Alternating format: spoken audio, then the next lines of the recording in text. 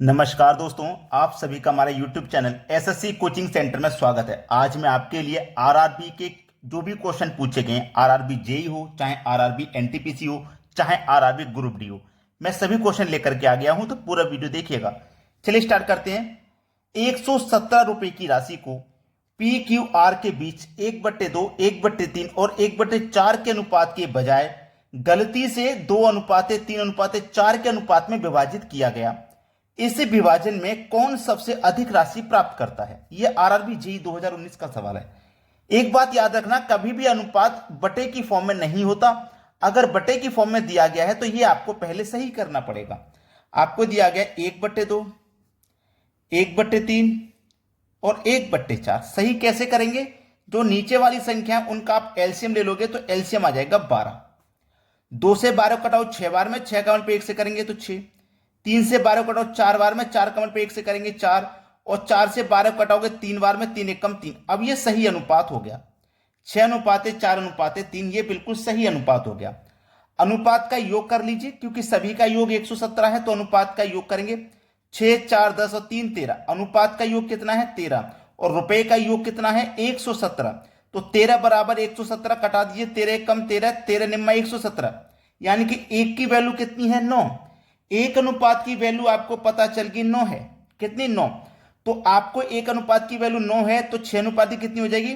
6 निम 54, 9 चौक 36 और 9 त्रिक 27। आपने वैल्यू निकाल ली। ठीक है, अब आपने ये वैल्यू निकाली, ये पी क्यू आर की वैल्यू। ये पी है, ये क्यू है, ये आर है।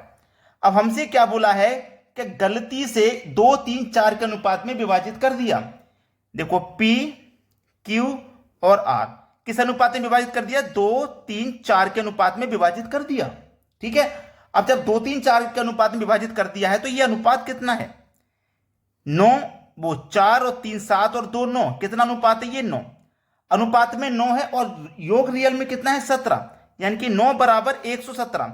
तो 9 एकम 9 और 9 से कटाऊंगा, 9 एकम 9, 2 बचेगा 27, 9 त्रिक 27, यानी कि 13। एक अनुपात की वैल्यू 13 है तो 2 अनुपात की वैल्यू कितनी? 26। 3 अनुपात की वैल्यू 39 और 4 अनुपात की वैल्यू 13 चौके 52।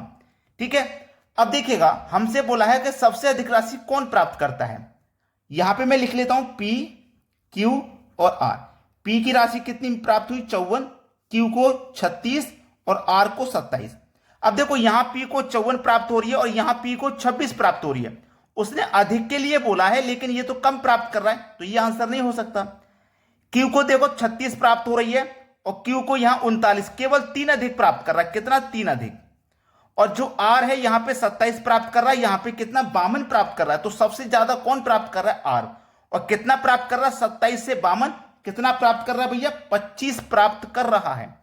27 से 52 प्राप्त कर रहा है तो कितना अधिक प्राप्त कर रहा है? देखो, 27 से आप 52 पे पहुंचेंगे, कितना अधिक प्राप्त कर रहा है? 25 अधिक प्राप्त कर रहा है। आर 25 अधिक प्राप्त कर रहा है। सी ऑप्शन हो जाएगा सवाल का सही जवाब। तो इस तरीके का सवाल कभी भी आए आपको परेशान नहीं होना। तरीका हम आपको बता दिया, आप आसानी से कर पाओगे। अब देखेंगे अगला सवाल। प्रश्न है, दो नंबरों के बीच का अनुपात 11:18 है। यदि दोनों नंबरों में 4 जोड़ा जाता है तो उनके बीच का अनुपात 13:20 बन जाता है। मूल नंबर क्या है? देखो, ऐसा प्रश्न कभी भी मिले, उसने बोला है कि दोनों नंबरों में 4 जोड़ लो, तो आपके पास जो ऑप्शन है उनमें 4 जोड़ के पता कर सकते हो। देखो, मैं 4 इसमें भी जोड़ूंगा, 4 इसमें भी, क्योंकि हमें दोनों नंबरों में 4 जोड़ना है। इसमें 4 जोड़ूंगा, ये 25 हो जाएगा। इसमें 4 जोड़ूंगा, 40। कटा दीजिए, 5 से कटेगा, 5 से कटाऊंगा, 5 बचे 25, 5 अट्ठे 40। तो ये तो 5:8 हो गया, जबकि हमें चाहिए 13:20। तो ये ऑप्शन नहीं है। इसमें भी 4 जोड़ो तो ये 30 हो जाएगा। इसमें 4 जोड़ो 25 हो जाएगा।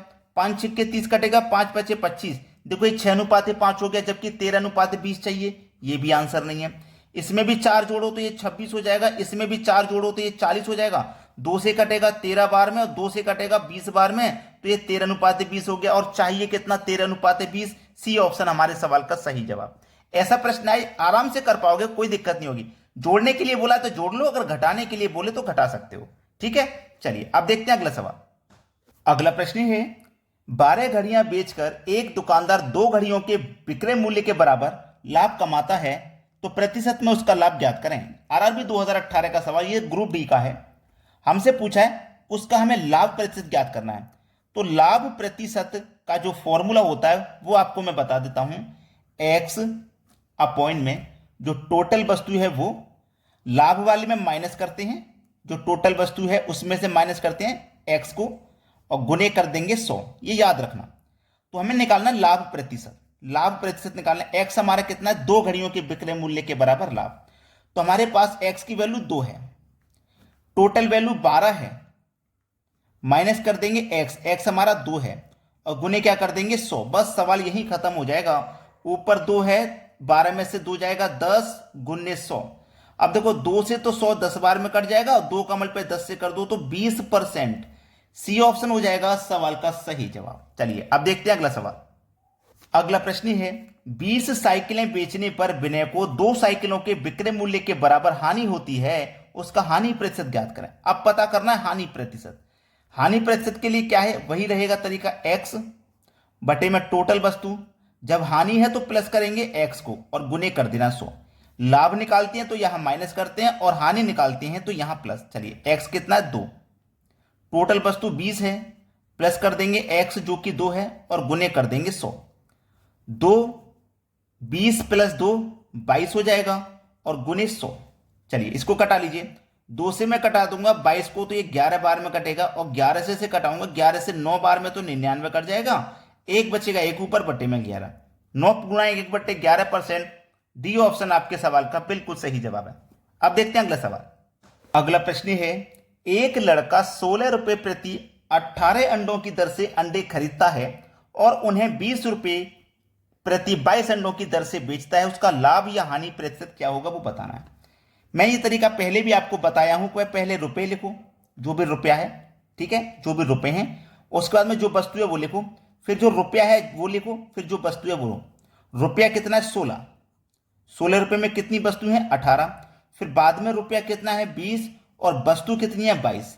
आपको सबसे सरल तरीका यही मिलेगा कि पहले बीच वाली संख्याओं का आप मल्टीप्लाई कर दो। 18 दुनिया का 36 और 1 0, 18 दुनिया का 36, पहले 36 लिखूंगा, फिर 1 0 360, माइनस कर देंगे बाहर वाली संख्याओं का मल्टीप्लाई, यानी कि 16 और 22 का मल्टीप्लाई माइनस कर देंगे तो 16 और 22 का मल्टीप्लाई हो जाएगा 352 और बटे में क्या रखना है 352 ही रखना है, मतलब बाहर वाली संख्याओं का मल्टीप्लाई बटे में आएगा और गुने 100। तरीका समझ में नहीं आया एक बार फिर सुन लो। अंदर वाली संख्याओं का मल्टीप्लाई करके लिखो, माइनस करना है बाहर वाली संख्याओं का मल्टीप्लाई, बटे में रखना है बाहर वाली संख्याओं का मल्टीप्लाई गुने 100। 360 में से 352 को माइनस कर दो, 8 बचेगा। अब ये 8 प्लस का बचा है तो इसका मतलब इस प्रश्न में लाभ होगा, यानी कि हानि नहीं होगी, हानि वाला आंसर नहीं होगा। अगर माइनस का 8 बचता तो फिर हानि का आंसर होता। तो कितना बचा 8 बटे में है 352 और गुने 100। अब इसको कटा लेंगे, बस आंसर आ जाएगा। 4 से कटेगा क्या, ये तो 4 दूने का 8 कट गया, 4 से इसको कटाता हूं, 4 अट्ठे 32, 3 बचेगा, फिर से 4 अट्ठे 32 कट गया और 2 से 88 कट जाएगा 44 बार में और 44 से इसको कटाते हैं। भाई 44 से कटाऊं इसको या फिर किसी और संख्या से कटाता हूं, 2 से कटा लेता हूं पहले या 4 से कटा लेता हूं।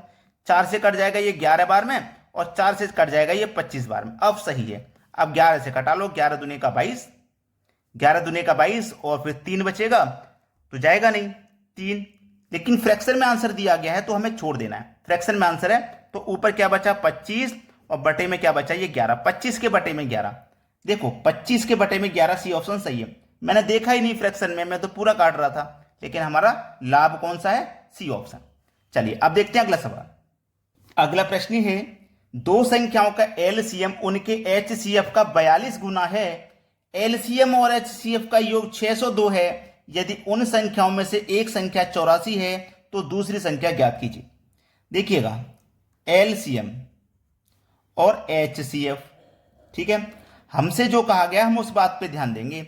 एलसीएम उनके एचसीएफ का 42 गुना है। एचसीएफ अगर 1 है तो एलसीएम 42 गुना है तो 42 हो जाएगा, ठीक है, इतना क्लियर हो गया। और एलसीएम और एचसीएफ का जो योग है वो 602 है। योग एलसीएम और एचसीएफ का जब आप अनुपात में योग करोगे तो 43 हो जाएगा और संख्या में योग कितना है 602, 602 है, ठीक है। तो इसे कटा लीजिए, 43 से 1 बार में, 43 से 602 14 बार में कट जाएगा तो 1 की वैल्यू 14, 1 की वैल्यू 14 है, ये तो हमें कंफर्म हो गया।